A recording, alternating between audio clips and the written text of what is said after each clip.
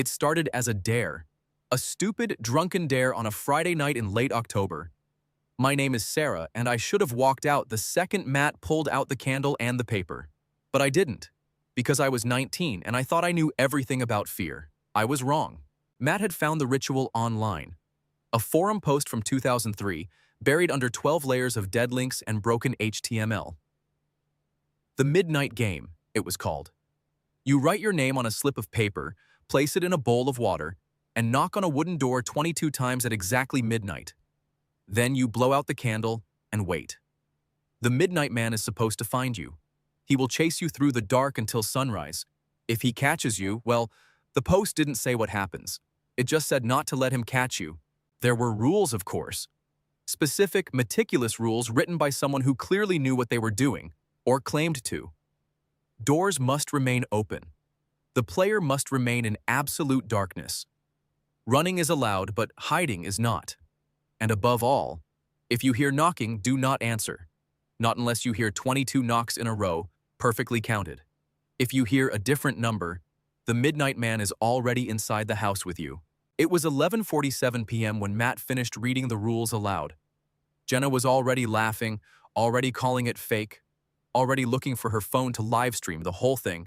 I remember the way the candlelight carved hollows under her eyes as she laughed. I remember wanting to say no, but Matt was already writing his name on a strip of paper. Jenna followed, and then they looked at me, and I couldn't be the one who chickened out. 3 strips of paper, each bearing a name, floating in a ceramic bowl of water. Matt's mother's bowl, I realized later. A bowl she had made in a pottery class. It had little flowers painted on the side. I watched the ink begin to bleed from my name, curling through the water like dark roots, and Matt picked up the candle and walked toward the bedroom door. He knocked. 1, 2, 3, each knock precise, deliberate, heavy. I counted along in my head, unable to stop. 14, 15. The air in the room grew cold. 18, 19. The candle flame bent sideways, as if something had walked past it. 22. Matt blew out the candle, and the silence that followed was the loudest thing I have ever heard. For the first few minutes, nothing happened. We stood in the pitch black, breathing too loudly, and I started to relax. I started to think this was just a game after all. Then I heard it. Soft at first, barely there. Footsteps, coming from the hallway outside. Slow, deliberate. The sound of bare feet on wooden floorboards, and they were getting closer. Jenna whispered that it was Matt. It had to be Matt playing a joke, but Matt was standing next to me. I could feel his shoulder against mine. The footsteps stopped right outside the door. And then came the knock. Once. I felt it in my chest like a heartbeat. Jenna screamed. Matt grabbed my arm.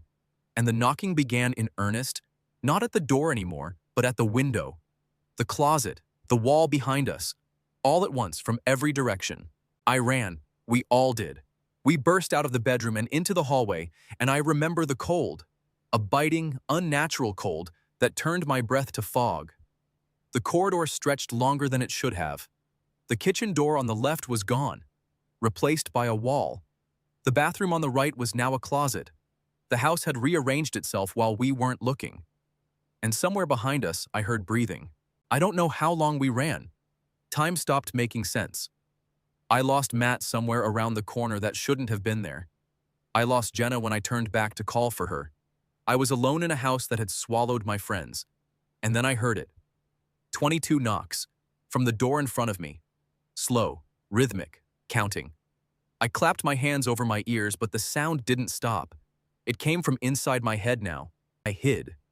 I know the rules said not to, but I found a closet, or maybe it found me, and I crawled inside and pulled the door shut. I sat there in the suffocating dark, holding my breath, listening. The footsteps passed. Once, twice, 3 times, and then they stopped right outside the closet door. I heard a sound, a wet, tearing sound, like something being pulled apart, and then a whisper, so close to my ear it could have been inside my head. Sarah! When I opened my eyes, it was morning. Sunlight streamed through the windows of Matt's apartment. Everything was normal. The bowl was still on the table, but the paper strips were gone.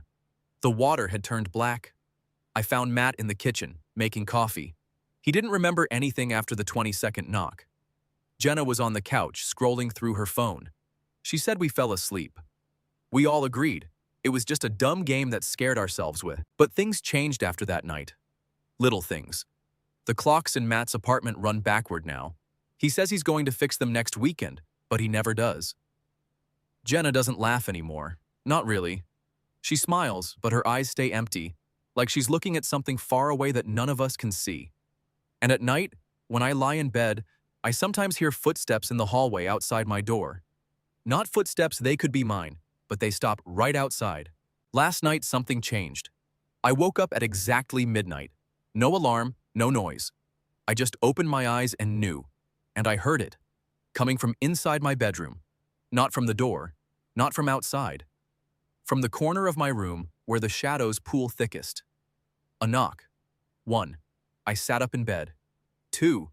My heart hammered. 3. I looked at my bedroom door. It was open. I always keep it closed. The knocks continued. Slow. Deliberate. Counting. 22. The knocking stopped, and from the corner of the room, a voice spoke. Not a whisper, not a growl, just a voice, tired and ancient, like it had been counting for a very long time. "Sarah," it said, "you forgot to take your name out of the bowl." I looked at my desk, where I had kept the bowl as a souvenir. The water was black. The paper was gone. But my name was still there, burned into the ceramic like a brand. The Midnight Man isn't a game, it's a door, and once you knock, you never really close it.